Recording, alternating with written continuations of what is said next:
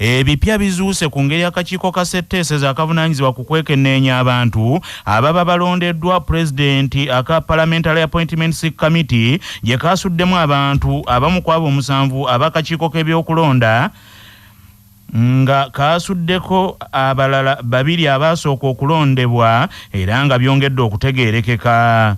Akakiiko kano nga kakulemberwa omukubiriza wa ssetteesezo Anita Among olunaku lw'eggulo kasunsudde nnyini ntebe w'akakiiko ak'ebyokulonda omulamuzi Simon Mugenyi Byabakama saako Hajati Aisha Lubega omumyuka we, James Peter Emoruti, Stephen Tashobya, Anthony Okero, Dr. Simba Sali ne Caroline Bainamario wabulanga bano oluvannyuma olw'okusunsulwamu bakubya abamawulire ekimmooni ne babaleka nga bakonkomalidde wabweru wakati mu kubalindirira nga gye bayise teri ategeddeyo. Kyokka ekyewuunyisiza ge mannya g'abantu abaleeteddwa okusunsulwa gamba nga erya Robert Kasule Sebunya Kibirige nga lino ate teryabaddeko nga bwe kyali ku lukaalo olwasooka ng'ono yasigisiddwa Caroline Bainamario. Wabula ebipya bizuuse nga biraga nti nnyini ntebe w'akakiiko k'ebyokulonda Simon Mugenyi Byabakama teyaleese biwandiiko bya buyigirize bwe okusobozesa akakiiko okuddamu okubyetegereza nga bwe kirina okukolebwa ku bantu abazzeemu okulondebwa ku bifo ebitali bimu. Ensonda zitegeezezza nti yadde nga abamu ku bammemba b'akakiiko bagezezzaako okuteeka ku nninga Simon Mugenyi Byabakama aleete ebiwandiiko bye eby'obuyigirize naye ate sipiika wa paalamenti yennyini yabalemesezza. Ensonda zongedde okutegeeza nti mu bammemba bonna abalondeddwa omuntu omu yekka Caroline Bainamario yalondeddwa okudda mu kifo kya Kasule Sebunya yasooka okulabikira ku lukalala ye yaleese ebiwandiiko eby'obuyigirize bwe yadde nga bammemba b'akakiiko kano era tebaaweereddwa budde kubiyitamu okubyetegereza nga bwe kitera okuba. Okusinziira kw'omu ku bammemba ku kakiiko kano atayagadde kumwatuukiriza ababaka okwabadde Mathias Mpuuga Nsamba, Joseph Gonzaga Sewungu, Aisha Kabanda, John Baptist Nambeshe ne Joero Ssenyonyi baagaanye okulondebwako omulamuzi Byabakama nga nnyini ntebe w'akakiiko k'ebyokulonda nga bamulumiriza nti ono alina kyekuubira atayogerekeka mu kulonda kw'azze akulemberamu. Wabula bano newandibadde nga basimbidde Byabakama ekkuuli mu kakiiko kano ke baliko nga bammemba naye bawanguddwa kubanga abaka balala batula ku kakiiko abasinga obungi bo bamuyisizza. Ensonda zongedde okutegeeza laadiyo ya Kabaka Kyabasa ensajja ti bammemba b'akakiiko bakizudde nti entalo ez'ebyobufuzi eziri mu nkambi y'ofiisi y'omumyuka wa pulezidenti Jessica Alupo wamu ne yafeesi eya sipiika Anita Amongo nga zisibuka ettesso y'emu ku nsonga eyaviiriddeko erinnya erya Pamela Etonu okusuulibwa mu nkyukakyuka envanyuma ezaakoleddwa pulezidenti mu kiro ekyakeesezza ku Mande ng'enkyukakyuka ze zimu ze zaasuuliddwamu ne Robert Kasule Sebunya. Wabula amyuka nnyini ntebe w'ekibiina ky'NRM atwala ekitundu ky'ettesso Kapiteeni George Mike Mukula ategeezezza laadiyo Kyabasa nti ekyakoleddwa pulezidenti okukyusa mu mannya agaasoose okufulumizibwa kiri mu buyinza bwe nga bwe kirambikiddwa mu ssemateeka. Tewali obutategeeragana mu nkolagana w'abakulembeze abava mu tteeso. Omuntu alonda era yajjamu ye president yalina obuyinza bagoba mu constitution yaffe y'eggwanga era ye kasasalawo era ye kamala byonna. Tewali atasobola okukyusa ebirowoozo okujjako omuntu omufu ne president asobola okukyusa ebirowoozo n'agamba nti noono bwe njagala agende wano era n'asalawo nti no kaakati ono wenzijemu kamutwale bwe njagala agende ayambe eggwanga okulakulana ku bintu ebyenjawulo. Ate ye eyali omubaka wa paalamenti wa munisipaali y'e Nansana nga y'omu ku abo abaasuuliddwa ku ssaawa envanyuma nga ate y'omu ku baasooka okulondebwa Robert Kasule Sebunya ategeezezza Kyabasa nti kino ekyakoleddwa yakikwasizza Katonda era yazzeeyo ku mirimu gye gyabaddeko. Nga bakkiriza tetukkiriza kukenyeeterera ensonga bw'ebaawo ogiraba n'omala n'otambula n'ogenda okola ebirala. Ensonga ze twayingiramu zino ez'ebyobufuzi obeera emotono oyingibuka mangu oba tojja kusobola kuweereza bantu. So nze ndi mugumu nti ebirimu bye tukola tegiraba ekitegeera n'obuwombeefu waffe bwe tulina n'engeri gye tweyisaamu ensi etulaba. So ekyo kijja kunkuba kigo twamanyira okugwa n'osituka n'ogwa nga bw'osituka ye solution yiruka munsi bw'ebitebe bitambula. Guno si gwe mulundi ogusoose nga Pulezidenti Yoweri Kaguta Museveni Tibuhabulwa akola enkyukakyuka mu mannya g'abantu baba asoose okulonda nga ne gye buvuddeko waliwo omubaka wa gavumenti eyatiisatiisa okukuba gavumenti mu mbuga z'amateeka kubanga baamulonda ku kifo ky'omubaka wa gavumenti ate oluvannyuma ne kitwalibwa omuntu omulala bwe bafaananya amannya. Amalwaliro ga gavumenti agasinga obungi kizuuliddwa nti gatubidde n'ebyuma eby'ekikugu ebiyambako mu bujjanjabi obw'ekikugu naye nga bino byafa dda okusinziira ku kunoonyereza okwakoleddwa kalondoozi w'ebitabo bya gavumenti John Muwanga. Mu kunoonyereza kuno Ssaabalondoozi w'ebitabo bya gavumenti yakizudde nti ebyuma ebimu byafa dda amalwaliro ne gabulwa ensimbi ezibiddaabiriza nga amalwaliro biriyo nga kifaananyi, ebirala amalwaliro tegalina bakugu abasobola okubikozesa so nga amalwaliro amalala gaabulwa ebifo we gasobola okuteeka ebyuma bino okukola obulungi. Ebimu ku byuma eby'ekikugu ebinokoddwayo Ssaabalondoozi w'ebitabo bya gavumenti kwe kuli CT scan, endoscope, fluoroscope, bronchoscope, oxygen plants, vertical autoclave n'ebirala ng'ebimu byafa dda, ebirala amalwaliro gaabulwa abakugu ababikozesa so nga amalwaliro amalala gaabulwa ebifo we gabiteeka. Mu ddwaliro lye Lila Ssaabalondoozi w'ebitabo bya gavumenti John Muwanga yagambye nti eddwaliro lyabulwa waliteeka ebyuma eby'ekikugu ebyaliweebwa. Mu ddwaliro ery'ekirudduyo Ssaabalondoozi w'ebitabo bya gavumenti agamba nti ebyuma okuli oxygen plant nga kino kye kisunda omukka omulamu ogussibwa, vertical autoclave, bronchoscope ne fluoroscope yadde nga mu ddwaliro eyo gyebiri naye tebikola biringa kifaananyi. Mu ddwaliro ekkulu e Mulago John Muwanga agambye nti ebyuma bingi ebiriyo byafa dda, eddwaliro ne libulwa ensimbi ezibiddaabiriza yadde mu ddwaliro gyebiri naye tebikola kifaananyi bufaananyi. Ono agambye nti eddwaliro lino lyasaba ensimbi obuwumbi bw'eza Uganda 8 okuddaabiriza ebyuma bino kyokka ne lifunako obuwumbi 4 bwokka. Mu ddwaliro erya Mulago Specialized Hospital ebyuma bingi tebikozesebwa olw'okubulwa abakugu ababimanyi. Mu ddwaliro ly'e Kawempe eddwaliro lino lyabulwa ebifo we liteeka ebyuma bye lyafuna era bingi biterekebwa mu nkuubo ez'eddwaliro lino nga n'ebirala byafa ensimbi ezibiddaabiriza zaabula. Mu ddwaliro ly'Entebbe Ssaabalondoozi w'ebitabo bya gavumenti akizudde nti ekyuma ekyazimbibwa amagye okusunda omukka omulamu ogw'oxygen ogussibwa tekikola. Yo mu ddwaliro ly'e Fort Portal ekyuma ekya n'ekyuma ekya endoscope tebikola nga n'amalwaliro amalala mangi alipoota eraga nti ebyuma byayo byafa dda nga n'ebirala tebikola olw'obutaba na bakugu babimanyi.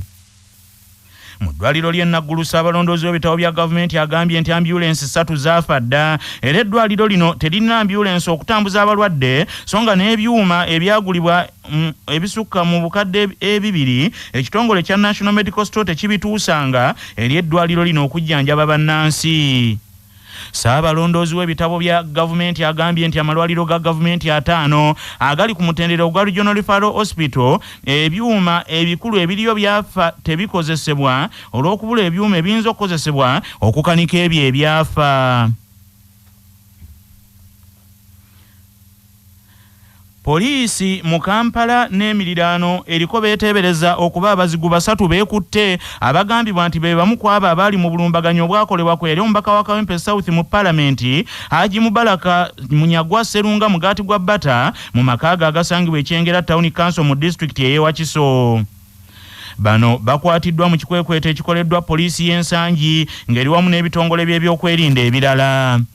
Abakwate kwe kuli Mediyiga, Safari Alani, Sakomani Sulu Kuizera nga kigambibwa nti bano babadde bagezaako n'okutuusa obulabe ku bantu okuli Musoke Collins, Sebufu Kenneth, Namutebi Winnie, Kalanzi Juma, Emuloni Mike ne Malaysia Fiki.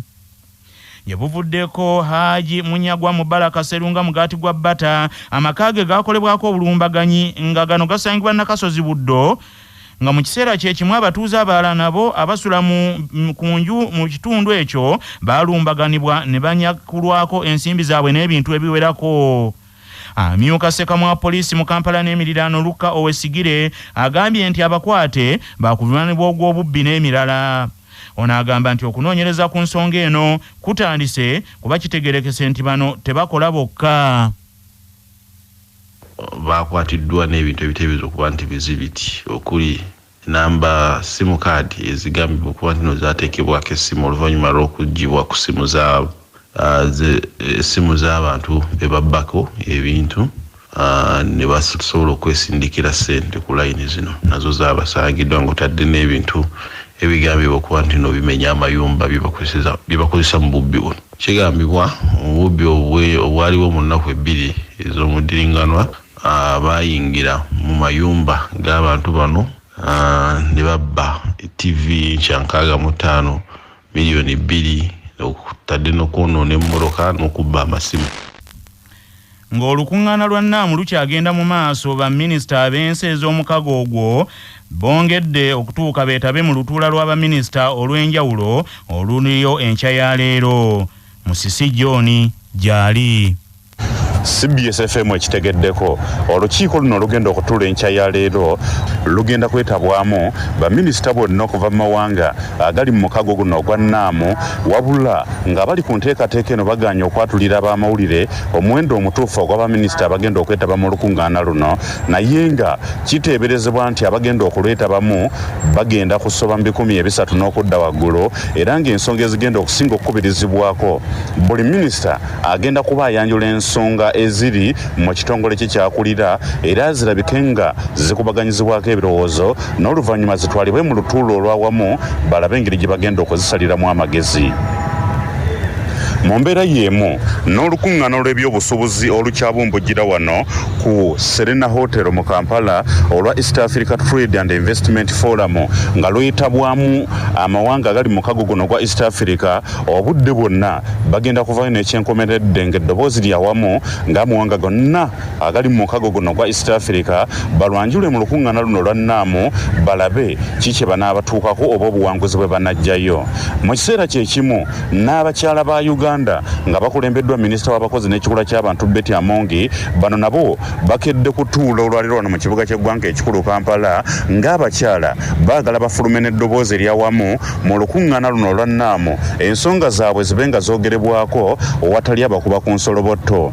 Betty Amongi ne banne bagamba baagala okulaba nga abakyala bongera okuyungirwa mu byobufuzi by'ensi yonna nga bakwata ebifo bya kumwanjo nnyo ebyenfuna ebyenjigiriza n'emitendera egy'enjawulo abakyala baleme kuba nga basigala emabega era baagala eddoboozi bafune eryawamu mu bakyala bonna aba Uganda omuli abasuubuzi bannabyabufuzi abannabyanjigiriza abasawo n'abalala bonna babe nga batuuka ku kyenkomeredde. CBS FM egenda kuba ekutuusaako buli kimu ekigenda okuva mu nkuŋŋaana zino ez'enjawulo ezikedde okutuula enkya ya leero. Ku lwa 88.8 CBS FM Radio Lwasa Mayinja mu Nnanda gwe Musisi John. Ye minisita omubeezi ow'enkolagana ya Uganda n'ensi endala Henry Okello Olyemu agambye nti ebinaasalibwawo mu lutuula lwa leero bijja kwongera okuteesebwako mu nsisinkano y'abakulembeze b'ensi eziri mu mukago guno enkya.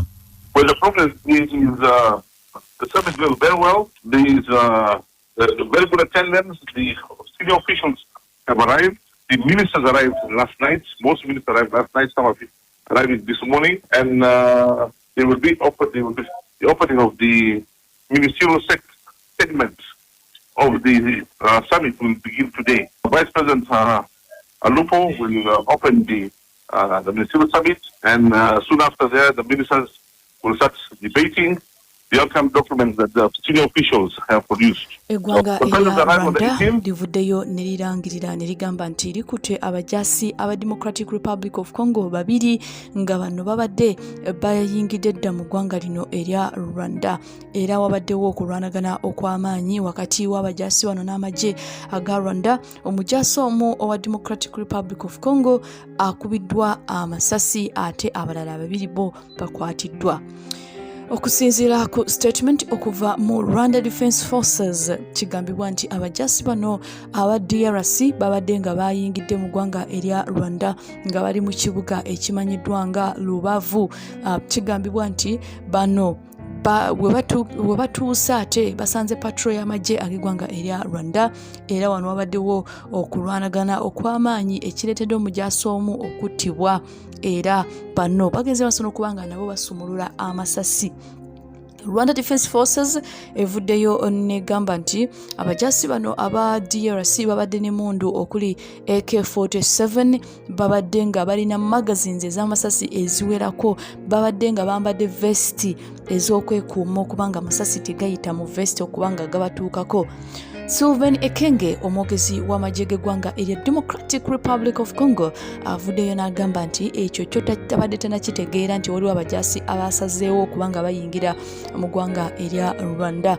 Bino bibaluseewo oluvannyuma lw'okubanga waliwo obunkenke wakati w'amawanga gano abiri, Kinshasa ng'egenda maaso n'okubanga evunaana Kigali okubanga esapootinga abayeekera aba M23 ate ku ludda olulala Kigali ng'evunaana Kinshasa okubanga esapootinga abayeekera aba FDLR abatigomya eggwanga erya Rwanda.